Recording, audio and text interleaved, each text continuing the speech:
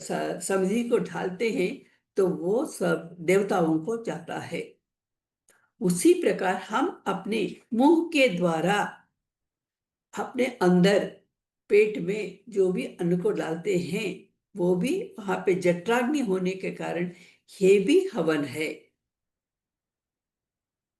इस प्रकार के श्लोक को हम पठन करते हुए ताकि हम समझ सके हम जो कर रहे हैं, तो ये परमात्मा को समर्पित करना।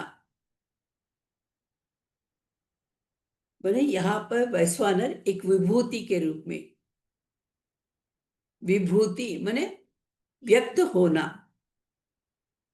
विशेष रूप से व्यक्त होना, भूति विभूति, विभूति योग करके हमको एक अध्याय भगवत गीता में है। उसमें क्या है, किस किस रूप में मैं दिखता हूं इस दुनिया में, किसमें ज्यादा है, विशेष रूप से मेरा अंश है। तो यज्ञ कर्म में जो भी हविष अर्पण करते हैं तो परमेश्वर के रूप में उस जठराग्नि में ये जठराग्नि रूप होम में डालना ही है। मैंने जो अन्न क्रिया जो है यज्ञ के रूप में यहाँ भावना करते हुए हम जो भी खाते हैं आहार वो ब्रह्ममय हो जाता है।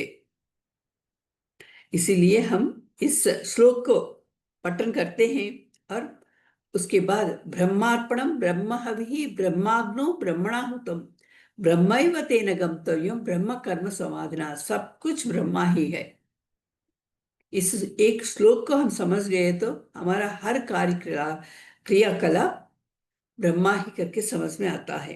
मैंने एक आराधना भाव, मैंने हर पल हम परमात्मा के साथ जुड़े रहने के लिए, उसको समझने के लिए एक प्रकार की साधना। मैंने यहाँ भोज रूप में जो अन्न या सोम का रूप है, औषधियों को आहार के रूप में हम ग्रहण करते हैं, इसके पहले श्लोक में हम देखें तो सोम मैंने भोक्ता जो है वैश्वानर है, इस अग्नि रूप में हमारे अंदर है। पचना, जो जठराग्नि में पाचन क्रिया होती है, सर्वत्र मैंने सोम के रूप में आहार, वैश्वानर के रूप में जठराग्नि और पाचन क्रिया के रूप में इस जठराग्नि में जो भी कुछ भी डालते हैं पच जाते हैं।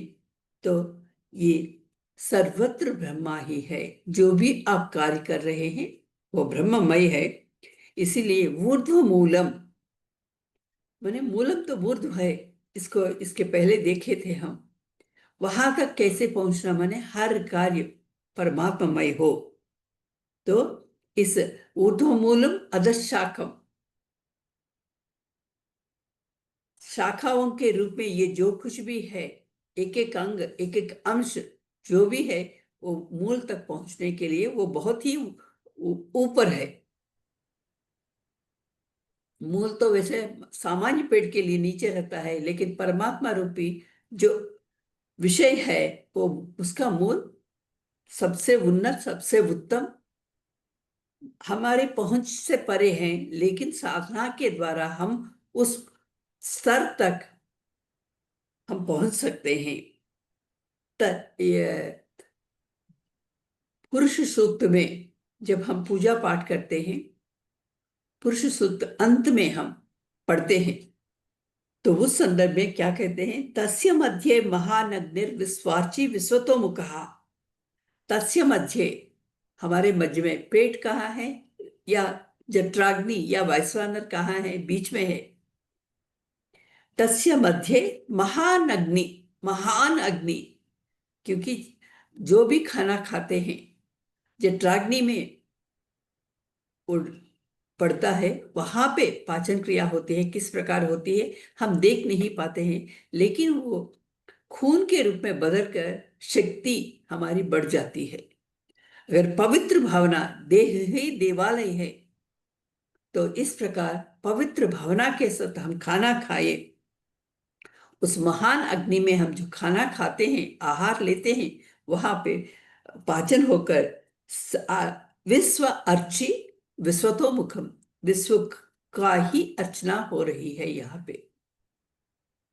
जठराग्नि के रूप में जो पाचन क्रिया हो रही है, शक्ति के रूप में होकर हम जो भी व्यवहार करते हैं, क्योंकि उस शक्ति के साथ अगर पवित्र भावना के साथ व्यवहार करें तो सब कुछ पवित्र भावनाएं और विश्व में पवित्रता को एक फैलाने की भावना, पवित्र सुगंध को बिखेरने की भावना यहाँ पे पैदा होती है।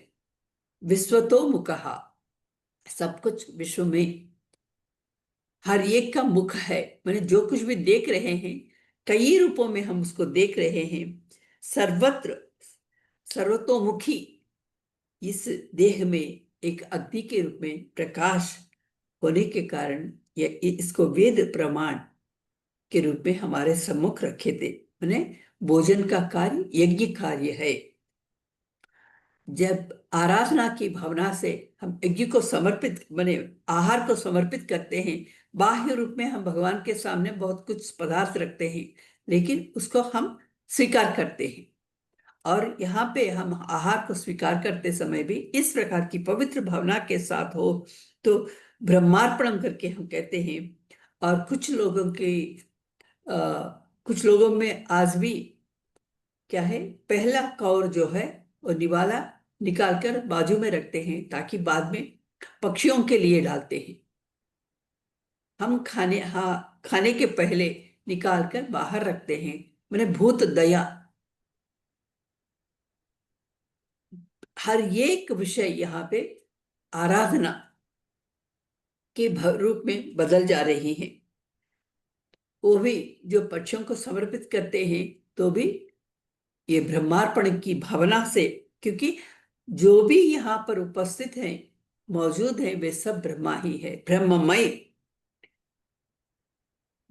ये जो वैश्वानर क्रिया हमारे अंदर जो हो रही है, इसीलिए ब्रह्म की क्रिया जो हो रही है उसमें किसी प्रकार का अवधान नहीं होना, बाधा नहीं होने के लिए मौन धारण करते हैं। लेकिन आजकल विशेष रूप से ये भावनाएं बदल गई हैं। कुछ हमारी प्रक्रियाएं, हमारी समझ बदल गई, उसी समय ज्यादातर बातें होती है। आजकल जो जिस किसी भी फंक्शन में हम जाते हैं तो वहां पर भोजन के समय में ही माने माने एक प्रकार की पूजा हो रही है यहाँ पे, लेकिन हम बहुत उस विषय से बहुत दूर हो गए हैं। तो भोजन के मध्य काल में कृतज्ञता की भावना के साथ रहकर, क्योंकि परमात्मा ने यह प्रसाद के रूप में हमें दिया गया है यह आहार, उसके प्रति समर्पण की भावना के साथ हम जुड़े, मौन रहे और खाना खाएं। और हमारे आश्रम में भी बीच बीच में यज्ञ साचित गोविंदा माधवानंत केशवा कृष्ण विष्णु ऋषि केसा वासुदेव नमोस्तुते करके वो एक तार तार की तरह मैंने सभी लोग एक के बाद एक कहते रहना, खाना खाते समय मौन धारण, लेकिन अपनी बारी आते समय इस श्लोक को कहकर फिर खाना खाना, इस प्रकार की साधना भी होती है। तो खासकर भारतीय संस्कृति में इसके लिए बहुत ही विशेष रूप से माना जाता है, क्योंकि जो भी अन्न हम खाते हैं वही खून शक्ति के रूप में बदलने के कारण, उस शक्ति के कारण हर कार्य करने के कारण पवित्र भावना के साथ करें और पवित्रता को संतरित करते रहे, वितरित करते रहे। और ज्यादातर यह सात्विक श्रद्धा है। सात्विक खाना खाते हैं, सात्विक श्रद्धा कहा जाता है। श्रद्धात्रय विभाग योग में इसके बारे में और भी गहरे रूप में इसका अर्थ दिया गया है। मैंने आहार सात्विक खाना खाना ही नहीं, अर्जित करना भी सात्विक रूप में होना है, धर्मबद्ध होना है। जो भी न्यायार्जित विषय है, अर्ध अर्ध को हम कमाने की कोशिश में रहते हैं, सात्विक अर्जन। तो यह भी मैंने जब हम सात्विक रूप में धन को एकत्रित करते हैं, धनार्जन करते हैं, तो वह भी क्या है, एक प्रकार का परमात्मा का कार्य है। लेकिन फिर भी एक मानव होने के नाते इस बीच में अधर्म स्थान लेता है, तो उस अधर्म दोष जो है वो दूर हो जाने के लिए, माने पापों का प्रक्षालन होने के लिए इस प्रकार वैश्वानरोपासना, क्योंकि उसको खाना खा रही है, वही शक्ति के रूप में बदल रही है, तो इसीलिए वैश्वानरोपासना की बहुत आवश्यकता है। माने अग्नि, सोम, ये दोनों परमेश्वर स्वरूप में है। माने औषधियों के रूप में जो आहार है वो सोम है, और वैश्वानराग्नि हमारे अंदर है। बाहर से हम सोम रस को ले रहे हैं, अंदर से वैश्वानराग्नि, इन दोनों का मिलन के कारण हमारे मन की पवित्र भावना के कारण किसी प्रकार का दोष हो वो दूर हो जाता है, पाप का प्रक्षालन हो जाता है, इस प्रकार कहा गया है। मैंने पहले हम आहार को समर्पित किया, और भोक्ता यहाँ कौन है, परमेश्वर, ना कि मैं करके। ये दो, जो देह, इंद्री, मन के साथ जो भावना होती है वो नहीं, अंदर एक वैश्वानर अग्नि के रूप में परमात्मा ही स्थित है, तो उसको समर्पित कर रहे हैं। तो भोक्ता वो है, भले ही हम समझ रहे हैं हम ही खा रहे हैं, हम ही उसके स्वाद का आस्वादन कर रहे हैं, सब कुछ मेरा ही है, लेकिन फिर भी उस स्थान पर परमात्मा को रख रहे हैं। तो इस प्रकार सर्वत्र ब्रह्ममय है। माने मैं तो खा रही हूं, लेकिन भोक्ता वह है। तो इसीलिए जब हम नाहं करता हरि ही करता करके इस भावना के साथ, एक कर्म योगी का स्तर है, तो इस भावना के साथ हम व्यवहार करें तो किसी प्रकार का दोष नहीं होता है। तो इस प्रकार मैंने हम सामान्य जीव है, वो परमात्मा को मालूम है मेरी सामान्यता के बारे में, जो कुछ मेरे लिए वास्तविक रूप में यहाँ दिखाई दे रहा है, लेकिन वो सब मिथ्या जगत है, परमात्मा को यह मालूम है। और धीरे धीरे हम इस ज्ञान को संतरित करते हैं, तो उस समय हमको भी मालूम हो जाता है। तो इस प्रकार इस 14वें श्लोक में इसकी विवेचना वैश्वानराग्नि, वैश्वानरोपासना के बारे में कहा गया है। तो 15वें श्लोक को देखेंगे। सर्वस्य चाहं हृदि सन्निविष्टो मत्तः स्मृतिर्ज्ञानमपोहनं च वेदैश्च सर्वैः अहमेव वेद्यो वेदान्तकृद्वेदविदेव चाहम्। सर्वस्य च अहं हृदि सन्निविष्टः मत्तः स्मृतिः ज्ञानम् अपोहनं च वेदैः च सर्वैः अहम् एव वेद्यः वेदान्तकृत् वेदविद् एव च अहम्। सर्वस्य च अहम् सन्निविष्टः, सन्निविष्टः माने यहाँ पे होना, मैं हूं करके कहते हैं, मेरे होने की भावना यहाँ पे। सर्वस्य च अहम् हृदि सन्निविष्टः, समस्त प्राणियों के हृदय में मैं हूं। कि उसमें क्या क्या होते हैं, मत्तः स्मृति ही ज्ञानम अपोहनंच, मेरे कारण, माने जो अंदर जो है परमात्मा के कारण, सबके हृदय में मैं हूं करके कह रहा है, तो मेरे होने के कारण स्मृति माने ज्ञापक शक्ति, ज्ञानम ये आत्मज्ञान, अपोहनंचा फिर विस्मृति, स्मृति भी होती है विस्मृति भी होती है। अहम ये वा, मैं ही हूं, यहाँ पे स्मृति हो या विस्मृति हो, मैंने दो द्वंद्वता जो कुछ भी है परमात्मा ही है। सर्वै ही वेद ही वेद्यंच, मैंने सर्वै ही वेद ही, समस्त वेदों के साथ, वेद्य च मैंने जानने के जो है, वेदों, वेद ज्ञान है, वेदों में हमारा पूरा ज्ञान निहित है। उन वेदों के साथ, उस ज्ञान के साथ जाने जाने का है, समझने का है। वेद ज्ञान के साथ हम अपने को समझ रहे हैं, या सृष्टि में जो कुछ भी है उसको समझ रहे हैं। अहम हेवा वेदांत कृत वेदविद च, मैं ही वो वेदांत के कर्ता भी हूं और वेदविद माने जो व्यक्ति जानता है वो विद है। ज्ञान के द्वारा ही, उस वेद ज्ञान के द्वारा ही मैं अपने को जानने का है। जब मैं उस आत्मज्ञान को जानती हूं, मैं वेदविद, सबके हृदयों में मैं बसा हुआ हूं। मेरे कारण ही यह ज्ञान, स्मृति विस्मृति सब कुछ हो रहे हैं। सभी वेदों के साथ मुझे ही मालूम करना है। वेद ज्ञान के साथ मैं अपने को जान रही हूं और वेद को जानने वाला भी मैं हूं, जानने का भी मैं, मुझे ही होना होना है। इस प्रकार मैं एक बाहर का, मैं एक अंदर का, दोनों रूपों में यहाँ पे स्थित हूं।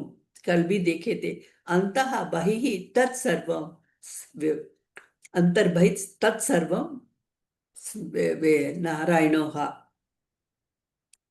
तो यहाँ पे अर्जुन, हे अर्जुन, मैं तो अहम अस्मि, वेदैश्च सर्वै अहम वेव वेद्यः वेदान्तकृत वेद वेद विदविद एवच अहम, अहमेव अहम, मैं ही वो हूं, मैं अपने को जान रहा हूं। इस प्रकार यहाँ पे कहा गया है। मैंने अहम अस्मि जब हम कहते हैं मैं हूं करके, सभी लोग यह बात कह रहे हैं, लेकिन बाहरी तौर से ही कह रहे हैं। लेकिन देह है, लेकिन देह को मालूम नहीं उसके होने का। और इंद्रिय है, इंद्रियों को मालूम नहीं कि मैं इंद्रिय हूं करके। मन के द्वारा मालूम हो रहा है, मन बुद्धि के द्वारा, बुद्धि आत्मा के द्वारा ही ये सब कुछ मालूम हो रहे हैं। माने देह के साथ हम जुड़ जाते हैं, अहम अहम करके हम कहते हैं मैं ही, माने देह के साथ जुड़ने के कारण। लेकिन सब कुछ यहाँ पे एक उपकरण के रूप में है। देखे तो मूल जो है वो आत्मा ही है। इसमें किसी को भी अपने को जानने की वो प्रज्ञा नहीं है। प्रज्ञा, वो विशेष रूप से वो ज्ञान जो है वो आत्मा के लिए, आत्मा में ही है। मैंने मैं करके मन के साथ हम व्यवहार करते हैं, लेकिन एक समय में मन भी सुप्त अवस्था में चली जाती है। सुप्त अवस्था में रहते समय मन भी नहीं है, बुद्धि भी नहीं है, वहां कोई भी नहीं है, फिर भी आत्मा स्थित है। किस कारण हम जागने के बाद हम कह रहे हैं कि रात को बहुत अच्छी तरह से सो गई हूं, उसमें एक ऊर्जा आती है, दुगने उत्साह के साथ, ऊर्जा के साथ दूसरे दिन का व्यवहार करते हैं। मैंने एक विश्रांति के समय में अपने को कुछ भी मालूम नहीं होता है, वहां कौन है, किसको मालूम हो रहा है, किस कारण हम जीवित हैं, तो आत्मा है वहां पर। तो जब मन निष्क्रिय हो जाता है, देह जड़ पदार्थ की तरह लेटा हुआ रहता है, तो मैं हूं वहां पे, अहम वो आत्मा ने, यह तो देह इंद्रिय मन बुद्धि सब कुछ पराधीन है। तो वहां पे जो चेतनता है, जब सब कुछ पराधीन है, देहेंद्रिय मनोबुद्धि को हम समझ पाते हैं, आत्मा के बारे में जानकारी नहीं होती है, तब भी उसका अस्तित्व है। तो इस प्रकार किसी और पर आधारित ना होकर उसका अस्तित्व है, स्वतः सिद्धम, सत्ता रूप। इसको प्रकाशित करने के लिए और किसी विषय की जानकारी नहीं है, किसी और उपकरण की आवश्यकता नहीं है। इसीलिए स्वप्रकाश इसको माना गया है। सत्ता स्फुरणात्मक जो चेतनता है, वही आत्मा, वही अहम। वास्तविकता में इतनी गहराई में हम जाए तो तभी समझ में आती है। तो अहम अस्मि मने अहम आत्मा के रूप में अस्ति हूं। मैंने यहाँ पे एक फूल के रूप में इसको बताया गया है, उदाहरण के रूप में। अगर गुलाब को फूल हम गुलाब के फूल को हम देखते हैं, और गुलाब के फूल को चमेली के फूल भी समझ सकते हैं जब मालूम नहीं है, हाँ हाँ, या इसको ही सम चमेली करके समझा करके हम कहते हैं कभी कभी। माने एक को दूसरे के रूप में हम समझ सकते हैं, इसमें कोई गलत बात नहीं है। जब तक मालूम नहीं तब तक हम गलत समझते हैं। जैसे देह को ही मैं हूं, मन मन ही मैं हूं, इंद्रिय ही मैं हूं, बुद्धि ही मैं हूं, इस प्रकार समझे थे ना। लेकिन अब धीरे धीरे जब इस आत्म ज्ञान के बारे में हम मनन कर रहे हैं, सैद्धांतिक रूप से हमको मालूम हो रहा है कि मैं आत्मा हूं। भले ही हमको अनुभूति हमारे पास नहीं है, फिर भी मैं आत्मा हूं, इसीलिए इसका मनन करो। अयम आत्मा ब्रह्मा करके इसका मनन करो, तो चैतन्य रूप हो। इसी को मालूम करना है, इसी का दर्शन होना है। दर्शन कहाँ? बाहर नहीं, अंदर। हम समझते हैं कि बाहर कहीं कोई और के रूप में दिखाई देता नहीं, आत्मानुभूति गूंगे के गुड़ के जैसे ही उसकी अनुभूति होती है, उसको व्यक्त नहीं कर पाते हैं। इस प्रकार बृहदारण्यक श्रुति में आत्मा व अरे द्रष्टव्या, देखने वाला तुम ही हो।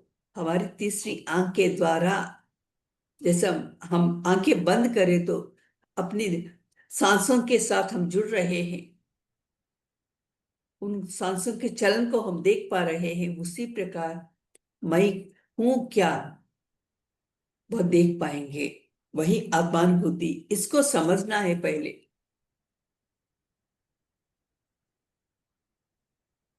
पर कोई आके मैंने गुरु के रूप में, गुरु सच्चा दृष्टा होने के कारण गुरु यह कहता है तुम देह नहीं हो, मन नहीं हो, इंद्रिय नहीं हो, तुम आत्मा हो, तुम ही परमात्मा हो। इस प्रकार इनके साधनाओं के द्वारा, कल अनिल जी भी बताए थे कि हम सुबह उठते हैं, हाथों को देखते हैं, परमात्मा का दर्शन करो। हाथों में कराग्रे वस्ते लक्ष्मी, करमूले सरस्वती, करमज्जे स्थिते गोविंदा, प्रभाते कर दर्शन करके इस प्रकार हम कहते हैं। मैंने कम से इस समय कहते समय वो लक्ष्मी सरस्वती गोविंदा इस प्रकार के नाम।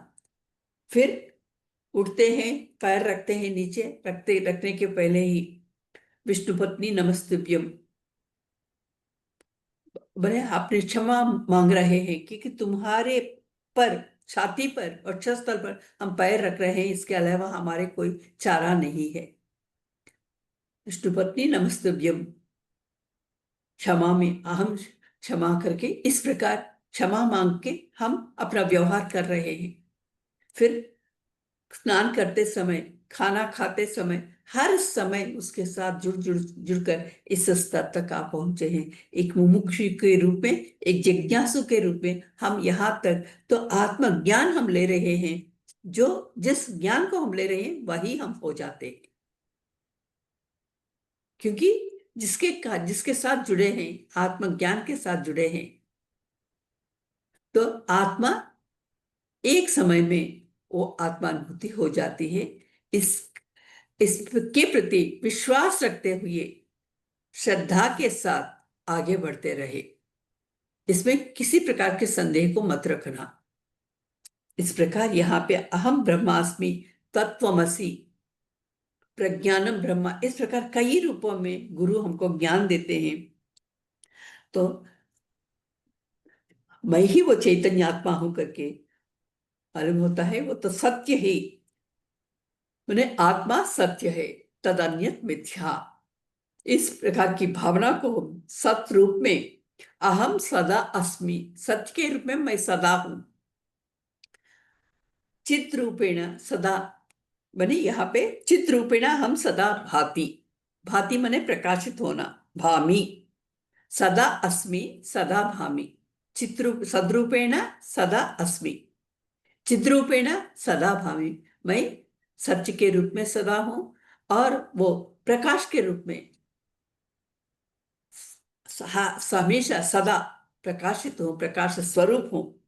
इस प्रकार अनंतता के बारे में यहाँ बताया गया है।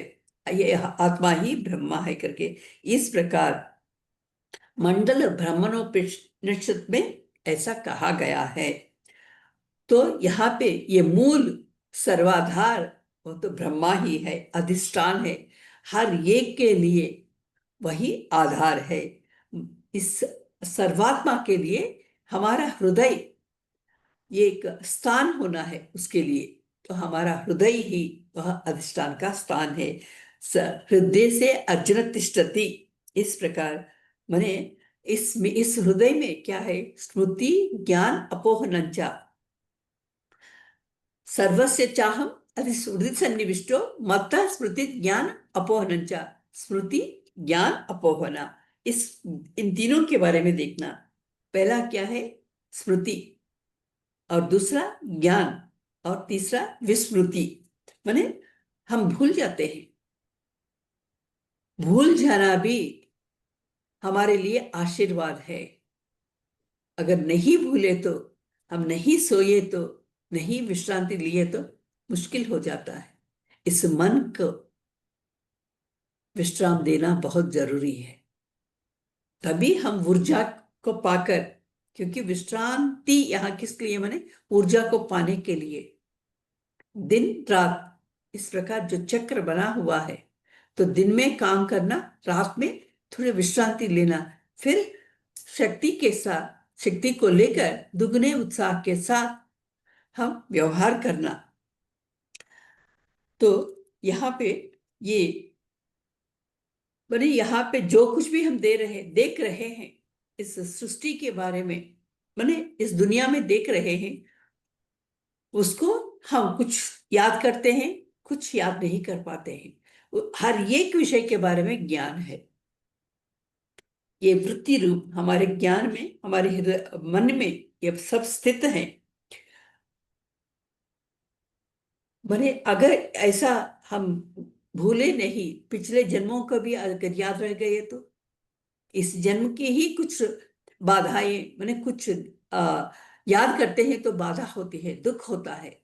और जन्म जन्मों के दुख को भी लेकर हम आगे नहीं बढ़ सकते हैं, उन्नति नहीं हो पाएगी। इसके लिए विस्मृति भी दी गई है। यह भी माने द्वंद्वता, जो कुछ भी है परमात्मा की के ही स्वरूप है। तो हम ज्यादातर करते हैं, मैं तो ये भूल रही हूं करके कहते हैं। भूलना भी परमात्मा ही है करके समझे गए तो आराम से रह सकते हैं।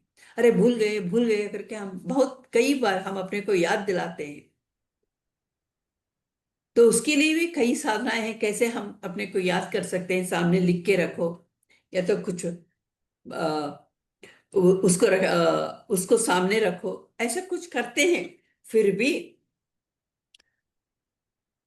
सब कुछ पढ़ने के बावजूद भी परीक्षा में ठीक से नहीं लिख पाना, इंटरव्यू में क्या पूछते हैं करके इस प्रकार के हैरानी होना, ये सब हम देखते रहते हैं। लेकिन कोई बात है, बड़ी यहाँ पे बुद्धि में रहते हुए भी वो ज्ञान माने विस्मृति होती है। कभी कभी स्मृति स्मरण होता है, कभी कभी विस्मरण होता है। ये सभी हमारे लिए ये परमात्मा के आशीर्वाद ही हैं, इस प्रकार हमें समझना है। हर एक के लिए आधार आत्मा ही है। तो कभी सुख होता है, कभी दुख होता है, ये हमको बाधा पहुंचाते हैं। दुख को हम उतने आसानी से उतनी आसानी से हम स्वीकार नहीं कर पाते हैं। किस लिए? क्यों? कारण है हमेशा सदा सुखी रहे, हम ऐसा चाहते हैं। तो इसके लिए सदा सुखी रहना, सदा आनंदित रहना, जो हम कार्य करते हैं, हमारे सामने साधनाएं सब कुछ होने पर भी हर साधना को पूरा नहीं कर पाते हैं। कुछ ही साधनाओं को हम कर पाते हैं, लेकिन कभी कभी गलत कार्य भी होते हैं। ये एक मानव होने के नाते इस प्रकार होते हैं। जब इस प्रकार की साधनाओं के साथ अगर बुद्धि शुद्ध हो, तो उसके लिए सब कुछ ज्ञान मालूम होता है, सारा ज्ञान मालूम होता है। जो नहीं कर पाते हैं, पाप कृत्य होते हैं, जब अहंकार के साथ व्यवहार करते हैं तो मन कलुषित होता है, मन की भावनाएं कलुषित हो जाते हैं। तो वे लोग, उनके लिए कलुषित भावना के साथ जो कुछ भी कार्य होते हैं वो सब दुख प्रदान करते हैं, क्योंकि कलुषित भावना किसकी है? मेरी ही है। जाने अनजाने में कुछ गलतियां होती है। जब तक आत्मानुभूति होने तक, आत्मानुभूति होने के लिए इस प्रकार की साधनाएं, सज्जन सांगत्य, स्वाध्याय, सेवा, गुरु शुश्रूषा, इस प्रकार करते रहो। एक समय में जरूर हम उस गम्य तक पहुंच जाएंगे।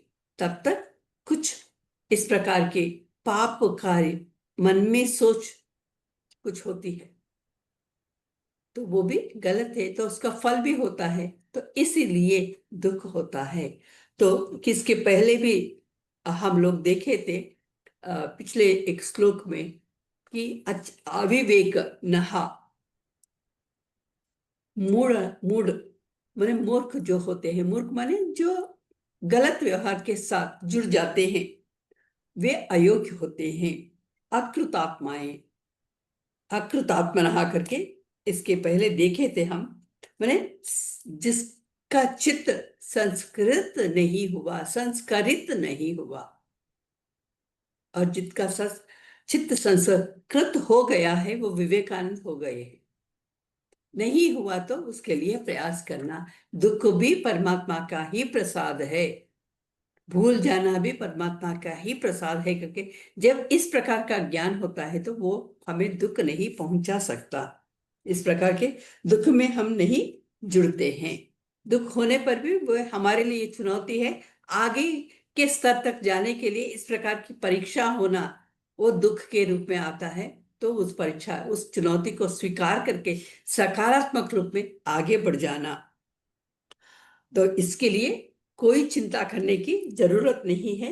वेदितम्यम, वेदांत कृत वेदवित, इस प्रकार यहाँ पे बताया गया है। सभी वेदों, माने वेद माने है क्या? वेद माने विद, विद, वो रूट वर्ब जो है, मूल क्रिया जो है, माने जानना।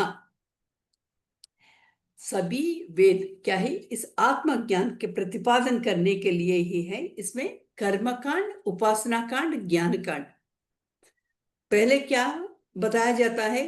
कर्म कैसे करना, कर्म क्या है, किससे कौन सा फायदा होता है, लाभ। बिना प्रयोजन के हम कोई कार्य नहीं करते हैं, कर्मों के बारे में बताते हैं। फिर उपासना माने उसको किस प्रकार की साधना के द्वारा उस कर्म को कर सकते हैं। फिर बाद में अंत में क्या है? वेदांत माने अंत में उपनिषद है। वेदों के अंत में जैसे एक पेड़ के मूल और मध्य भाग और ऊर्ध्व भाग, इसी को अश्वत्थ वृक्ष कहते हैं।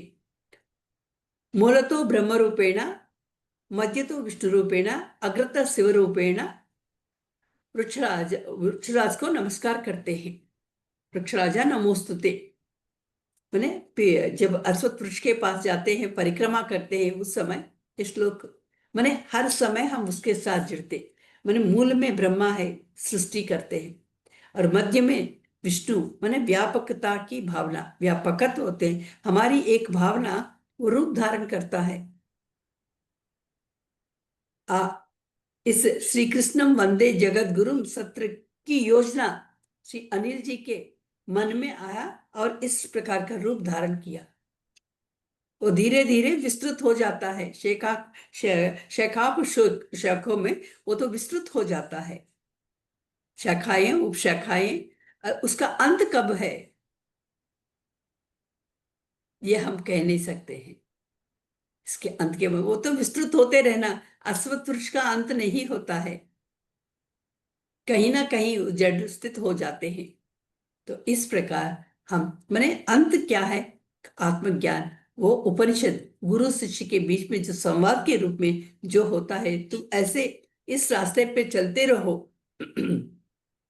अपने गुरुओं के जो कही गई बातों को सुनने के कारण हम इस सत्र से जुड़े हैं। हर एक के लिए अपना अपना गुरु है, लेकिन सबका कहना एक ही बात है, तुम इस सज्जन सांगत्य में, इस स्वाध्याय के साथ जुड़ जाओ, इस गीता ज्ञान का पठन करो, पाठन करो, स्मरण करो। इस प्रकार साधना आगे बढ़ रही है। ये उपनिषद क्या है? ज्ञान प्रदान, ताकि तुम कौन हो, तुम क्या हो, इसको मालूम करने के लिए ही गुरु के द्वारा, गुरु शिष्य का संवाद। अब ये भी अर्जुन और कृष्ण के बीच का संवाद, किस किस समय में? युद्ध क्षेत्र में, माने अपनी जिंदगी ही युद्ध क्षेत्र है। युद्ध क्षेत्र के बीच में हम किस प्रकार से जिंदगी को जीना, दुख भी आता है, सुख भी आता है, दोनों रूप परमात्मा के ही हैं। दुख आए तो उस दुख को कैसे हम दूर कर सकते हैं, बुद्धि के साथ व्यवहार करते हुए आगे बढ़ जाते हैं।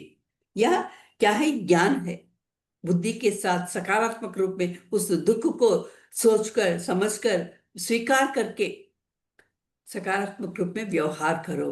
सकारात्मकता के साथ जब जुड़ जाओगे, सब कुछ सकारात्मक रूप में बन जाते हैं।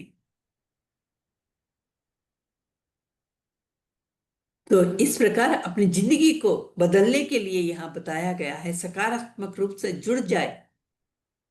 जैसा परीक्षित महाराज के लिए शाप दिया गया है, लेकिन उन्होंने जब शाप के बारे में मालूम हुआ तो उन्होंने क्या किया? अपने मंत्रीगण को बुला लिया। नारद महर्षि भी वहां इत्तेफाक से, माने उसके सुकृत होने के कारण वहां पर नारद महर्षि भी जुड़े हैं। तो उन्होंने कहा, मेरे पास एक हफ्ते के लिए ही समय दिया गया है, इस हफ्ते में मैं कैसे तर जाऊं? देखिए उसके मन में किस प्रकार की भावना आई।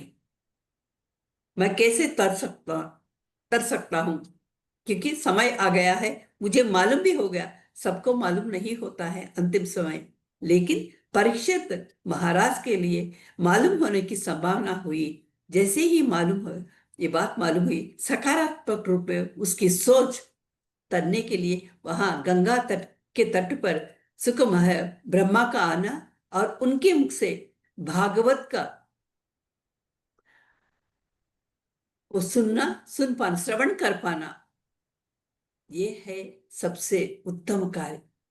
मैंने अपने सुकृत हो तो सुख महर्षि के रूप में आकर हमारे सामने इस प्रकार का गुरु आते हैं, श्रवण करने योग्य हो जाते हैं। श्रवण कर प्रबोध समये, हमारे गुरु जी हमें हमेशा करते हैं प्रबोध समये। जैसा परीक्षित महाराज उन 7 दिनों में चौथा दिन या पांचवा दिन ही उसका मन अलग हो गया। अलग हो गया माने कहीं अलग हो जाना नहीं, आत्मा की भावना में आ गए वे। ये देह नहीं, मन नहीं, इंद्रिय नहीं, बुद्धि नहीं, मैं आत्मा होकर के उस भावना में स्थिर हो गए। भले ही तक्षक आकर उसे काटा, लेकिन उसको वो दुख नहीं है, वो बाधा नहीं है, क्योंकि आत्मा के स्तर पर किसी प्रकार का दुख नहीं होता, बाधा नहीं होती उस स्तर पे। तो इस प्रकार हम इस ज्ञान को लेकर, उपनिषदों का ज्ञान को लेकर अर्जुन को यही बोध कर रहा है, तुम किसके लिए सोच रहे हो? क्या राज्य आता है या स्वर्ग आता है, इसके बारे में सोचना नहीं। तटस्थ भावना के साथ कुछ भी हो, तुमको तो फायदा होता ही है, दोनों रूपों में फायदा ही। तो इसके बारे में ना सोचकर, धर्म के बारे में सोचकर, अपने कर्तव्य के प्रति निष्ठा होकर तुम अपने कर्तव्य को निभाओ, यही है ज्ञान। अपने कर्तव्य को निभाना, सत माने ये सद्भावना के साथ, सकारात्मकता के साथ जुड़ जाना। जो भी है मेरे लिए वो बहुत अच्छा फायदा है। इस दुनिया में, इस सृष्टि में सब कुछ सबकी भलाई के लिए ही है, कुछ भी गलत भावना नहीं है, सबकी भलाई है। सर्वे भवन्तु सुखिनः, इस प्रकार की भावना के साथ हम जुड़ जाए तो परमात्मा की भावना, तो इससे जुड़ गए तो अमृत तत्व की प्राप्ति होती है। यही वेदम वेद्यम, ये दो है। तो यहाँ पर आज विराम देते हैं कुछ समय तक, क्योंकि इस अंतिम ज्ञान तक पहुंच पाए हैं। इसको हम अपने मन में स्थित करने के लिए ध्यान के साथ जुड़ जाएंगे। कुछ पल तक अपने चश्मे को उतार लीजिए और दोनों हाथों को जोड़ लीजिए। दोनों पैरों को क्रॉस करते हुए दाएं पैर को आगे, बाएं पैर को पीछे रखते हुए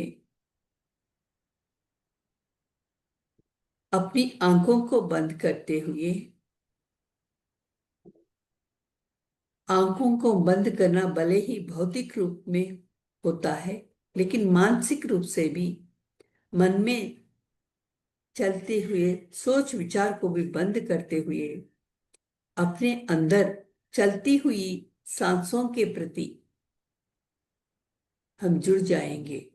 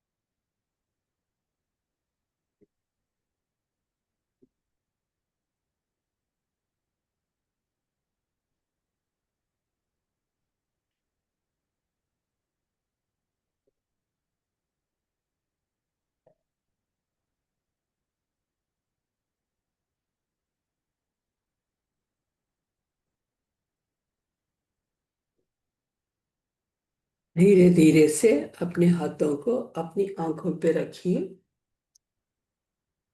और मुस्कुराते हुए धीरे धीरे हम अपनी आंखों को खोलेंगे और अपने दिव्य मंगल दृष्टि को प्रसार करेंगे।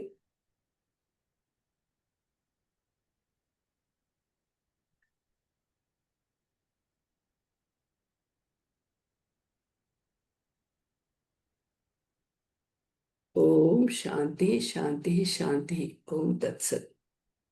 इस प्रकार का एक सुनहरा मौका इस प्रातः संध्या के समय श्री कृष्णम वंदे जगत गुरु सत्र के संयोजक श्री अनिल प्रजापति जी के द्वारा, अपने माता पिताओं के द्वारा, अपने गुरुजनों के द्वारा इस प्रकार का सुनहरा मौका मुझे मिला है। इसके लिए यहाँ पर उपस्थित सभी गीता प्रेमियों को, इस गीता ज्ञान को, इस गीता माता को, श्री कृष्ण परमात्मा को, इस तकनीकी को मेरा कोटि कोटि नमन। Thank you sir. खूब खूब धन्यवाद मैडम, खूब खूब धन्यवाद।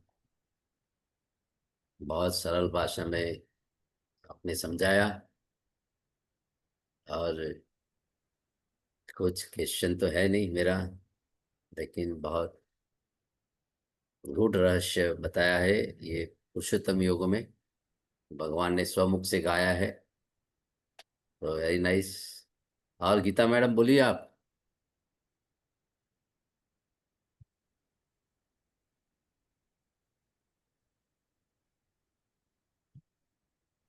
Very nice.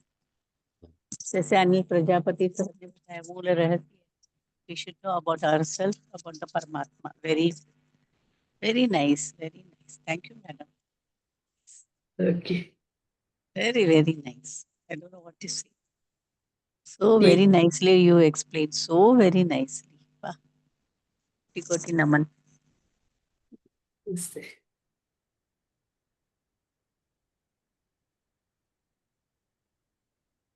सर्वसम कौन सा श्लोक है मैडम?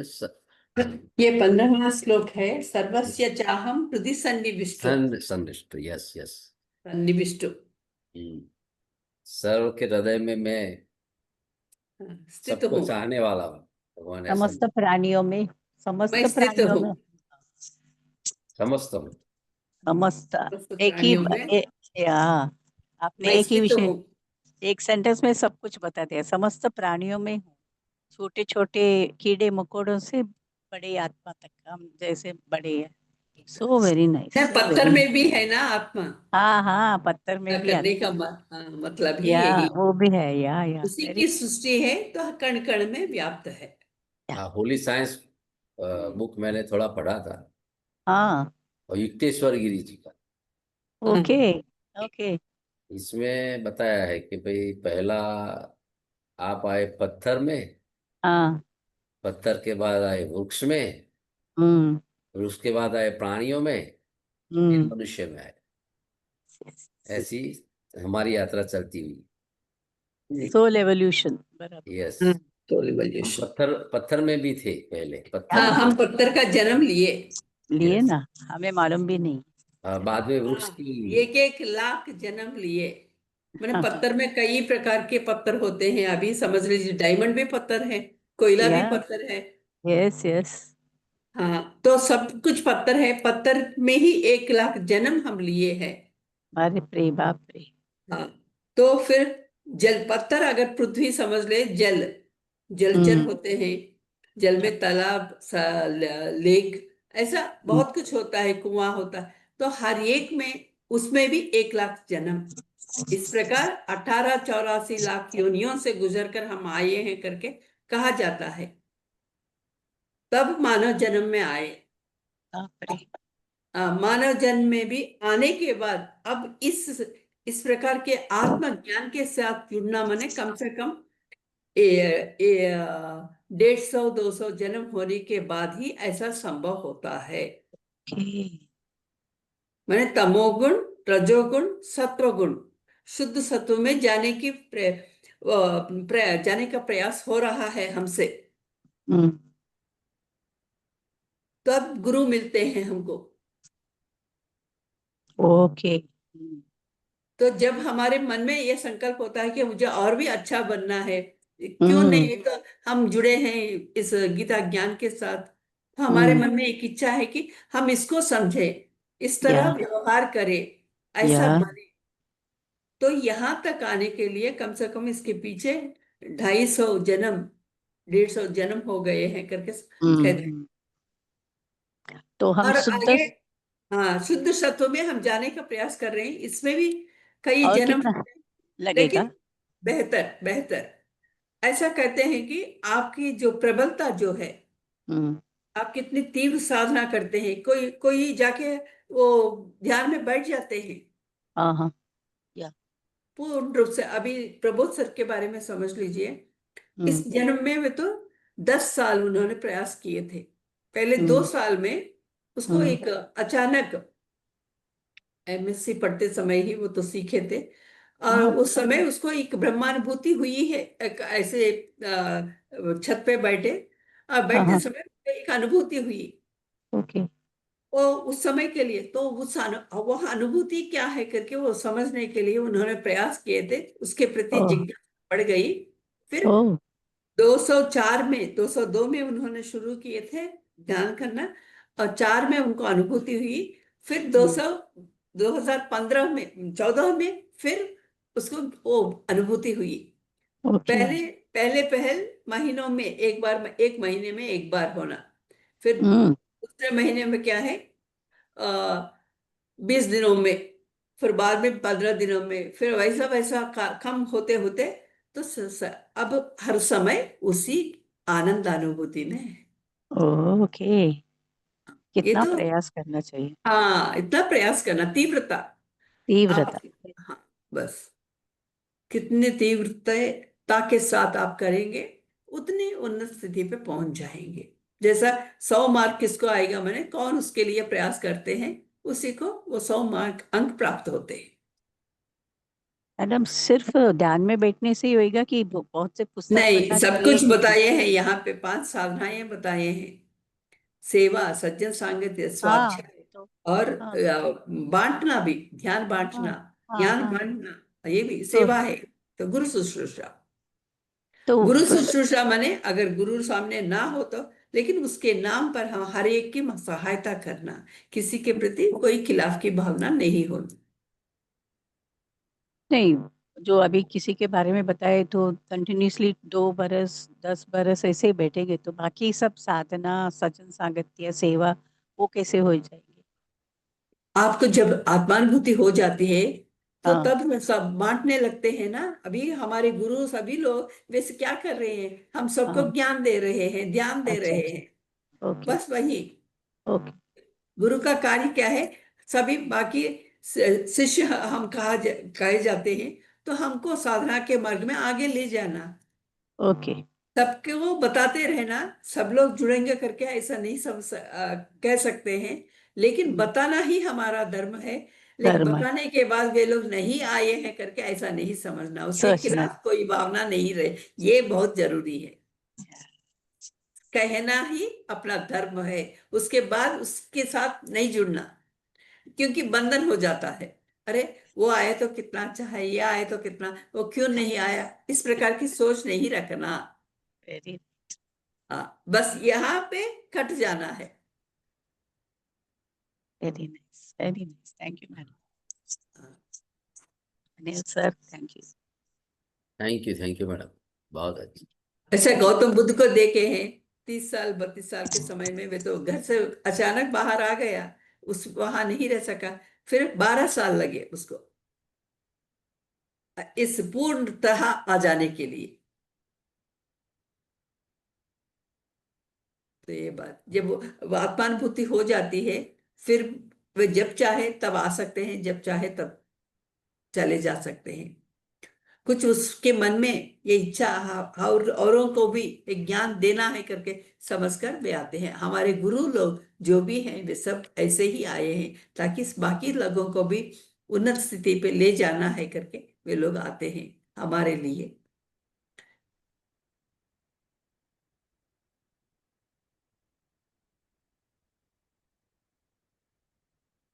इसमें आत्मा क्या कहते हैं सॉरी स्पिरिचुअल आज बात में आएंगे तो बहुत ही डाउट्स आते हैं बहुत से डाउट्स आते हैं। आप लिख लीजिए मैडम, कोई बात नहीं नहीं। नहीं नहीं नहीं नहीं अभी सुनती हूँ ना हाँ, आपसे अनिल प्रजापति सबसे सुनते सुनते ही मुझे क्लियर हो रहा है अभी। हाँ, वो हो जाते हैं, इसीलिए श्रवण करते रहो, श्रवण करते रहो। तो अपने आप वो जो भी है प्रश्न उत्तर के वो आ जाते हैं सामने, समाधान आ जाता है। मैंने आपका ज्ञान का स्तर बढ़ रहा है, वहां पे समाधान मिल जाता है। तो इस प्रकार बस। Thank you thank you. तो बहुत अच्छा रहा आज का सेशन। तो सेशन यहाँ समापन करते हैं, और सबका मंगल हो, सबका मंगल हो, सबका मंगल हो। हरि ओम तत्सत। हरि ओम तत्सत। हरि ओम तत्सत। ओम शांति शांति शांति।